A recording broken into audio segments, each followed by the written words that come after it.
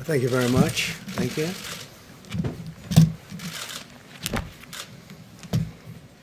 Good evening. I'd like to provide the American people with an update on our efforts to protect the integrity of our very important 2020 election. If you count the legal votes, I easily win. If you count the illegal votes, they can try to steal the election from us. If you count the votes that came in late, we're looking at them very strongly, but a lot of votes came in late. I've already decisively won many critical states, including massive victories in Florida, Iowa, Indiana, Ohio. To name just a few, we won these and many other victories despite historic election interference from big media, big money, and big tech. As everybody saw, we won by historic numbers. And the pollsters got it knowingly wrong. They got it knowingly wrong. We had polls that were so ridiculous, and everybody knew it at the time. There was no blue wave that they predicted. They thought there was going to be a big blue wave. That was false. That was done for suppression reasons. But instead, there was a big red wave. And it's been properly acknowledged, actually, by the media. They were, I think, very impressed. But that was after the fact. That doesn't do us any good.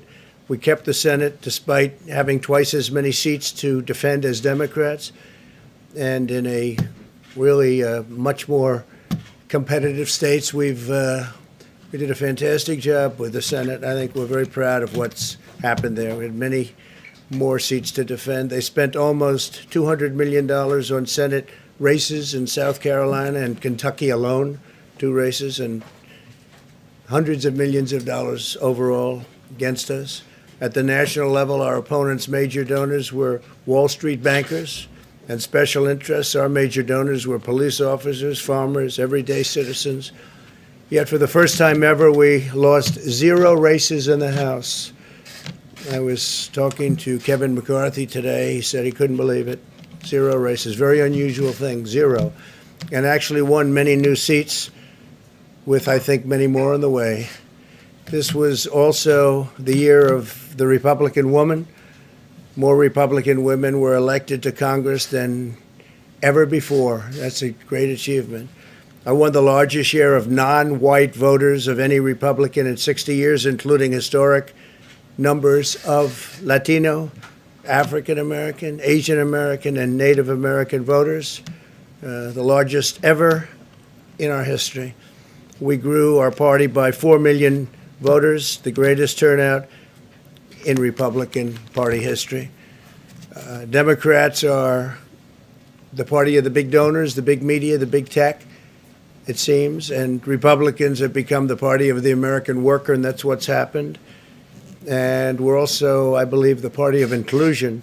As everyone now recognizes, media polling was election interference in the truest sense of that word, by powerful special interests. These really phony polls, I have to call them phony polls, fake polls, were designed to keep our voters at home, create the illusion of momentum for Mr. Biden, and diminish Republicans' ability to raise funds. They were what's called suppression polls. Everyone knows that now. And it's never been used to the extent that it's been used on this last election. To highlight just a few examples, the day before election, Quinnipiac, which was wrong on every occasion that I know of, had Joe Biden up by 5 points in Florida, and they were off by 8.4 points, and I won Florida easily. So they had me losing Florida by a lot, and I ended up winning Florida by a lot. Other than that, they were very accurate. They had him up 4 points in Ohio, and they were off by 12.2 points. And I also won Ohio, great state of Ohio, very easily. The Washington Post had Biden up 17 points in Wisconsin, and it was basically even. They were off by about 17 points. And they knew that. They're not stupid people. They knew that. Suppression. There are now only a few states yet to be decided in the presidential race. The voting apparatus of those states are run in all cases by Democrats. We were winning in all the key locations by a lot, actually. And then our numbers started miraculously getting whittled away in secret, and they wouldn't allow legally permissible observers. We went to court in a couple of instances, and we were able to get the observers put in. And when the observers got there, they wanted them 60, 70 feet away, 80 feet, 100 feet away, or outside the building to observe people inside the building. And we won a case, a big case, and we have others happening. There are lots of litigation, even beyond our litigation. There's tremendous amount of litigation generally because of how unfair this process was. And I predicted that. I've been talking about mail-in voting for a long time. It's really destroyed our system. It's a corrupt system, and it makes people corrupt even if they aren't by nature. But they become corrupt. It's too easy. They want to find out how many votes they need, and then they seem to be able to find them. They wait, and then they find them. And you see that on election night. We were ahead in vote in North Carolina by a lot, tremendous number of votes. And we're still ahead by a lot, but not as many, because they're finding ballots all of a sudden. Oh, we have some mail-in ballots. It's amazing how those mail-in ballots are so one-sided, too. I know that it's supposed to be to the advantage of the Democrats, but in all cases, they're so one-sided. We were up by nearly 700,000 votes in Pennsylvania. I won Pennsylvania by a lot, and that gets whittled down to, I think they said now we're up by 90,000 votes, and they'll keep coming and coming and coming. They find them all over, and they don't want us to have any observers, although we won a court case. The judge said you have to have observers. Likewise in Georgia, and they're appealing. Actually, they're appealing. We won a case that we want people to watch, and we want observers, and they're actually appealing, which is sort of interesting. I wonder why they'd appeal, that all we want to do is have people watch as they do the vote tabulations. Likewise in Georgia, I won by a lot, with a lead of over getting close to 300,000 votes on election night in Georgia. And by the way, got whittled down, and now it's getting to be to a point where I'll go from winning by a lot to perhaps being even down a little bit. In Georgia, a pipe burst in a faraway location, totally unrelated to the location of what was happening, and they stopped counting for 4 hours, and a lot of things happened. The election apparatus in Georgia is run by Democrats. We also had margins of 300,000. In Michigan, we're way up in Michigan, won the state. And in Wisconsin, we did likewise fantastically well. And that got whittled down. In every case, they got whittled down. Today, we're on track to win Arizona. We only need to carry, I guess, 55% of the remaining vote, 55% margins. And that's a margin that we've significantly exceeded. So we'll see what happens with that. But we're on track to do okay in Arizona. Our goal is to defend the integrity of the election. We'll not allow the corruption to steal such an important election, or any election for that matter.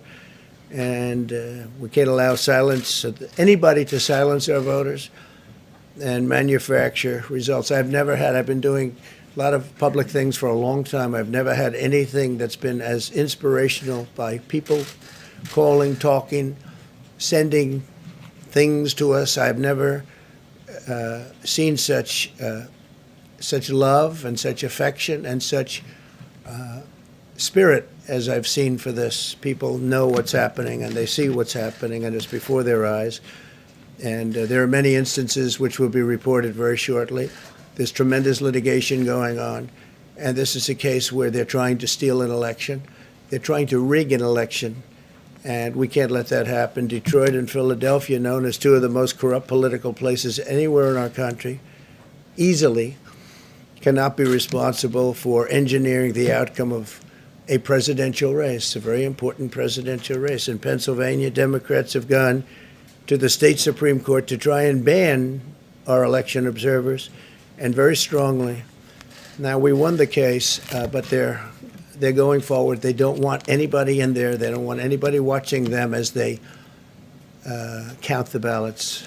And I can't imagine why. There's absolutely no legitimate reason why they would not want to have people watching this process, because if it's straight, they should be proud of it. Instead, they're trying, obviously, to commit fraud. There's no question about that. In Philadelphia, observers have been kept far away, very far away, so far that people are using binoculars to try and see, and there's been tremendous problems caused. They put paper on all of the windows so you can't see in, and the people that are banned are very unhappy and become somewhat violent.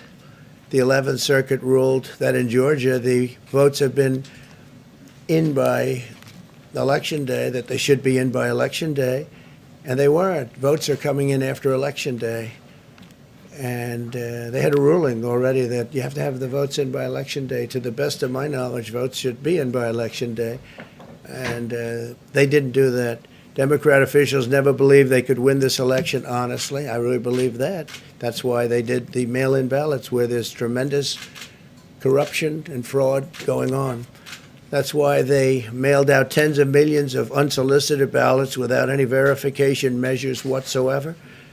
And I've told everybody that these things would happen because I've seen it happen.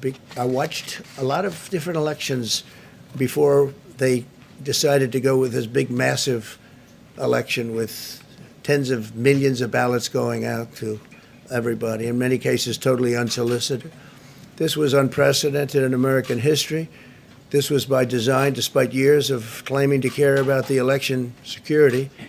They refused to include any requirement to verify signatures, identities, or even determine whether they're eligible or ineligible to vote. People are walking in there. They have no idea. They're just taking numbers. They're writing down things, the workers, and doing a lot of bad things. And we have a lot of information coming and litigation that you'll see that will shake even you people up. And you've seen it all. The officials overseeing the counting in Pennsylvania and other key states are all part of a corrupt Democrat machine that you've written about. And for a long time, you've been writing about the corrupt Democrat machine.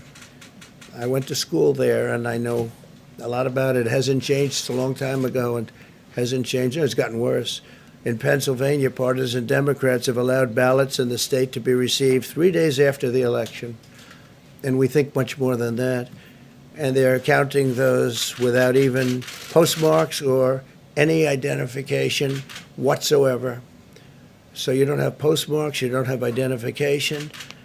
There have been a number of disturbing irregularities across the nation. Our campaign has been denied access to observe any counting in Detroit. Detroit is another place, and I wouldn't say has the best reputation for election integrity. Poll workers in Michigan were duplicating ballots, but when our observers attempted to challenge the activity, those poll workers jumped in front of the volunteers to block their view so that they couldn't see what they were doing. And it became a little bit dangerous.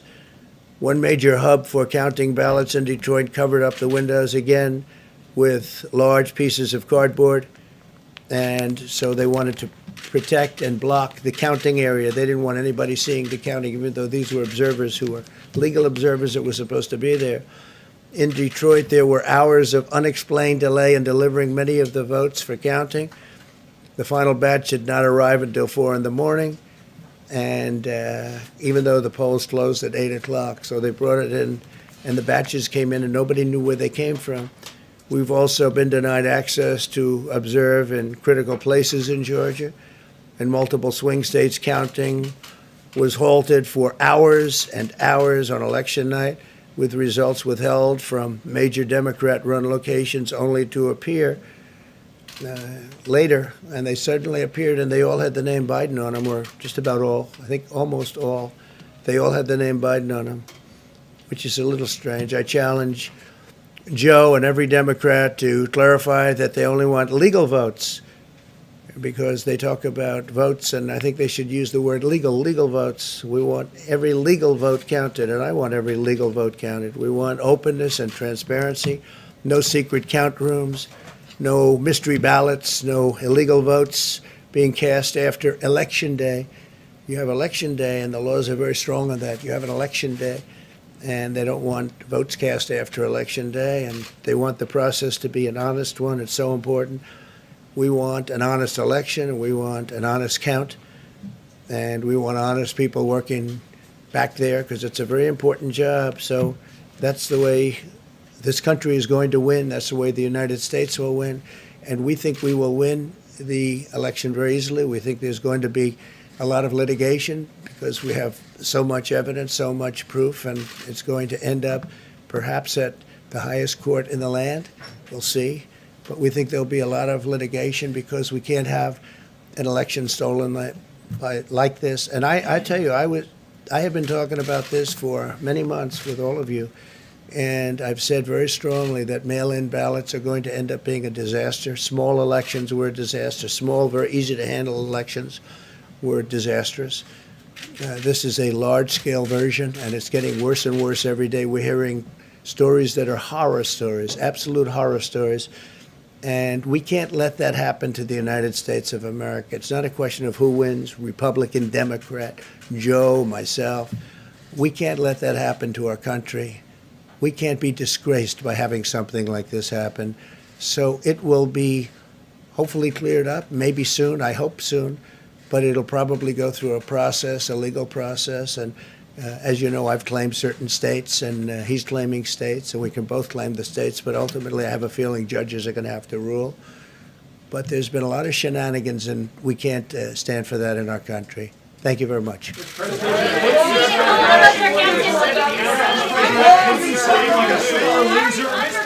Are you being a sore loser?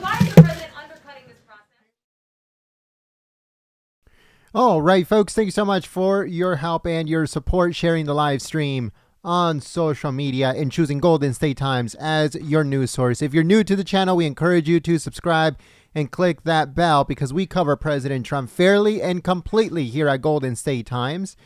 We cover President Trump fairly and completely, which is the most important part. We are the underground when it comes to news reporting. We are not the mainstream media. We don't want to be the mainstream media. We are not even the mainstream media's friends. We are not on the same side with the mainstream media because what they want to do is exactly like what you heard towards the end. Fox News saying, "Are you a sore loser?" And CNN saying a bunch of kinds of disgusting things towards the end there. So that is who the mainstream media is. We are not like that. We just cover the president. He delivers his speech and we move on to the next thing. So if that's the type of coverage that you're looking for, make sure you subscribe and you click that bell. We also want to give a big thank you to all the Patriots who are helping us out through Super Chat and through membership. Make sure you guys share this video on social media and don't forget to click the thumbs up button, subscribe, and click that bell if you are new.